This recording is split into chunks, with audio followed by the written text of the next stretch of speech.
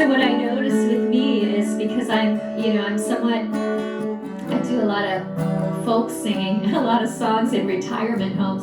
So I don't have this like rock persona down, but I feel it, I feel it in my soul. And so it's like, well, how do you bring that out? How do you bring that, to that inner voice and then to the outer voice? So kind of fun to just practice it, just have fun and don't be so darn worried about what anybody thinks about. It's like expanding into a whole new horizon of who you are, right?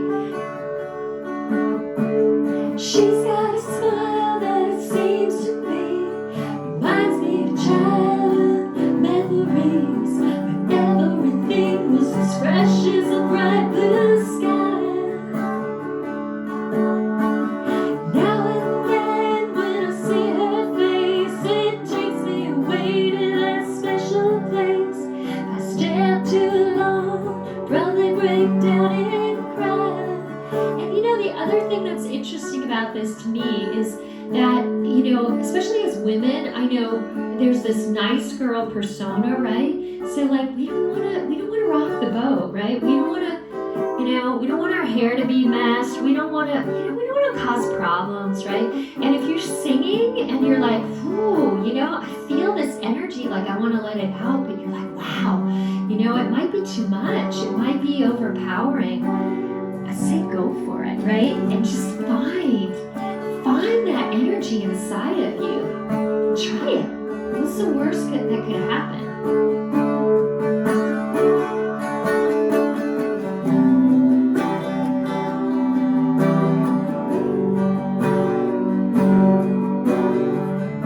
I remember watching an interview with Lady Gaga and Oprah. And Lady Gaga was saying, that in the beginning there was, she was this girl, and then she gave herself that Lady Gaga name, and she had, it's almost like you have this superpower part of you. And so she was able to, through time and practice, she was able to step into that full-bodied energy of Lady Gaga.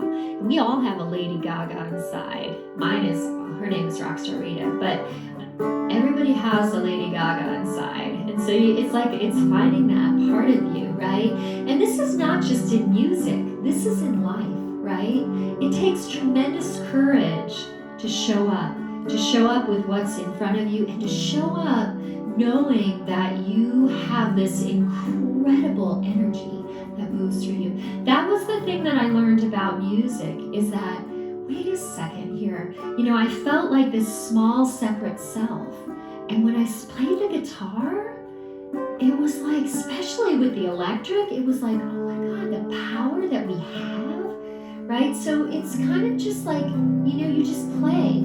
I remember when I was, first starting out, and this was even before I got my first gig in a music store. I was in my parents' garage, and I taped this doll I had that looked like a microphone to a vacuum cleaner, right? And I was like, you know what? I'm gonna sing into this microphone until I can really sing, right? And it's a process. She's got a smile that it seems to me reminds me of childhood memories when everything was as fresh as the bright blue sky. Now and then when I see her face, it takes me away to that special place. Stare too long, probably break down and cry. Now the other thing about it is that, as I'm practicing this, is that there's a lot of emotion that we have inside of us. And for me, singing and playing music was the vehicle to express that emotion. But like many of us, we're taught that it's not okay to do that. And in fact, we get afraid of our emotions. We get afraid. I remember I was taking this singing class in college, and I had to sing in Italian. And I didn't know Italian, but I learned learned a song. And I sang out in Italian so loud, I scared myself, and I hid behind the podium. And I said, "Who is that?"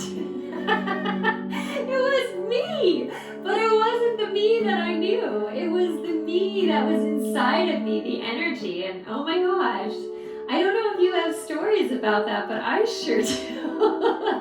So it's this journey, and the guitar, will help you. I guess this is really actually about finding your voice, because like I said, this song requires it requires that deep emotion. It requires that edge, like finding that edge in your voice, and it requires feeling the energy of that sweet child, right? That sweet child that's inside of all of us, right? She's got a smile that it seems to me reminds me of child.